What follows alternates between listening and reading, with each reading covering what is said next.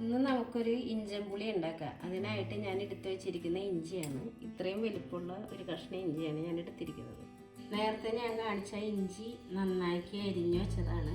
ഇത് നമുക്ക് ഈ മിക്സിയുടെ ജാറിലേക്ക് ഇട്ടിട്ട് നമുക്കൊന്ന് ചെറുതായിട്ടൊന്ന് തരിതരിയായിട്ടൊന്ന് അടിച്ചെടുക്കാം. ഒരു മരം അരിഞ്ഞിട്ടുണ്ട്. നമുക്കിത് പിഴിഞ്ഞെടുക്കാം. ഇതിൻ്റെ വെള്ളം മാറ്റിക്കാം.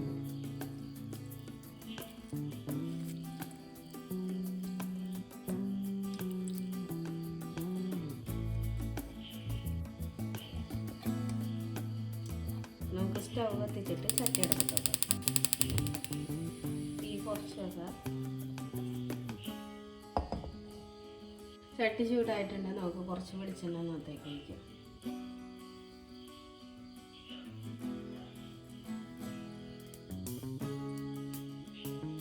പുളിയിഞ്ചിക്ക് ആവശ്യമായത് ഇഞ്ചി എടുത്ത് വെച്ച്, പിന്നെ കുറച്ച് തേങ്ങാക്കൊത്ത്, കുറച്ച് ഈന്തപ്പഴം, കുറച്ച് വെളുത്തുള്ളി, പച്ചമുളക്, കറിവേപ്പില, വറ്റൽമുളക്. പിന്നെ വേണ്ടത് ശർക്കര, മഞ്ഞൾപ്പൊടി, മുളക് പൊടി, മല്ലിപ്പൊടി, ഉപ്പ്, ഉലുവ, കടുക്, പുളി. ഇത്രയും സാധനങ്ങളാണ് നമുക്ക് ആവശ്യം. എണ്ണ ചൂടായിട്ടുണ്ട്. ഇത് 2 ടേബിൾ സ്പൂൺ തേങ്ങാക്കൊത്ത് ചെറുതായിട്ട് മുറുക്കിയതാണ്. അതൊന്ന് നമുക്ക് വറുക്കാം.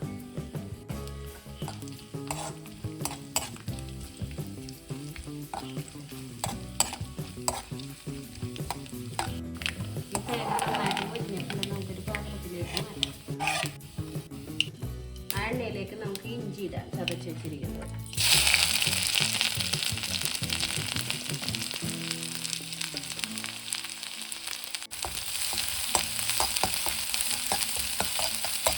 നന്നായിട്ടൊന്ന് മൂപ്പിച്ചെടുക്കാം.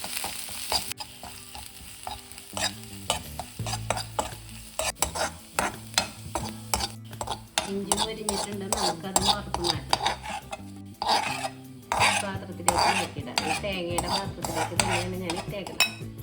കുറച്ചുകൂടി വെളിച്ചെണ്ണ ഒഴിക്കാം.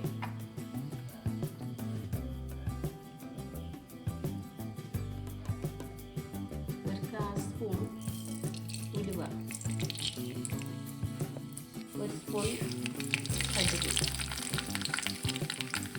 ഇതൊരു 6 അല്ലി വെളുത്തുള്ളി ചെറുതാക്കി അരിഞ്ഞതാണ്, ഒരു 3 പച്ചമുളക്, കുറച്ച് കറിവേപ്പില, വറ്റൽമുളക്, 3 വറ്റൽമുളക്.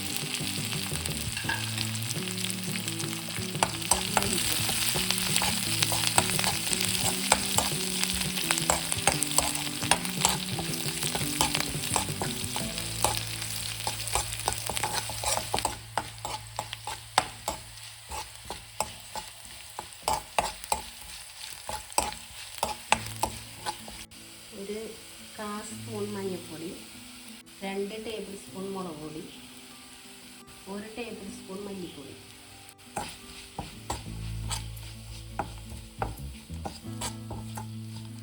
ഇത്തിരിയും കൂടി വെളിച്ചെണ്ണ ഒഴിക്കാം.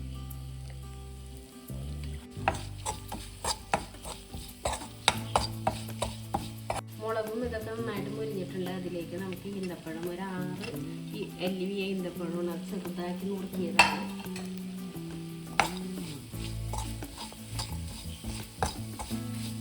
ഇത് ഒരു ചെറുനാരങ്ങയുടെ വലിപ്പത്തിലുള്ള പുളിയാണ്, വാളംപുളിയാണ്. വെള്ളത്തിലേക്ക് കുടിച്ചതാണ്. ഈ വെള്ളം ഇതിലേക്ക് ഒഴിക്കാം.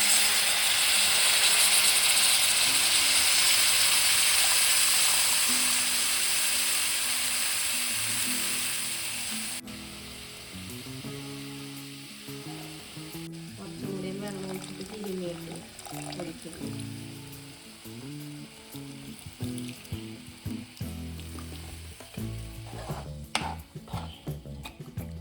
ഇതിലേക്ക് നമ്മൾ നേരത്തെ മൊരിയിച്ച് വെച്ചിരിക്കുന്ന ഇഞ്ചിയും തേങ്ങയും ചേർക്കാം.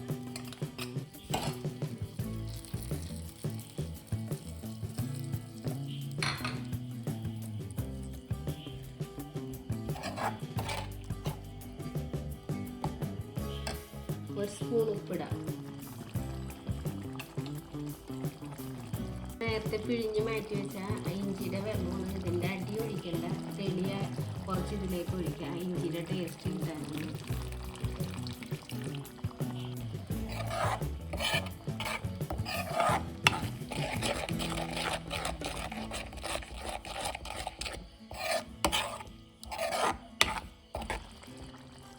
അല്പം വെള്ളവും കൂടി ഇതിനകത്ത് ഒഴിക്കുക. ഇത് നന്നായിട്ട് കുറുകി വറ്റണ വരെ.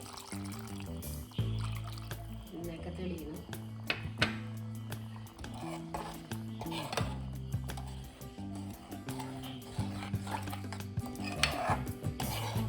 ഈ സമയത്ത് നമുക്ക് ഉപ്പും പുളിയൊക്കെ നോക്കാം. ഉപ്പാണ് നേരത്തെ ഇട്ടത്. അതിൽ പോര ഒരിച്ചിരിയും കൂടി ഇതൊരു നെല്ലിക്കയുടെ ഒരു വലിയ നെല്ലിക്കയുടെ വലിപ്പമുള്ള ശർക്കര കറിയാണ്.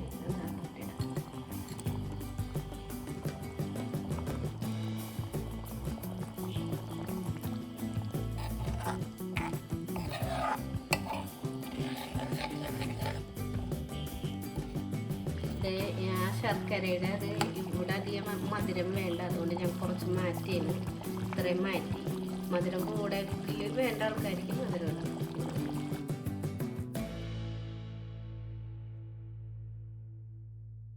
എണ്ണയൊക്കെ തെളിഞ്ഞ് നന്നായിട്ട് വന്നിട്ടുണ്ട്.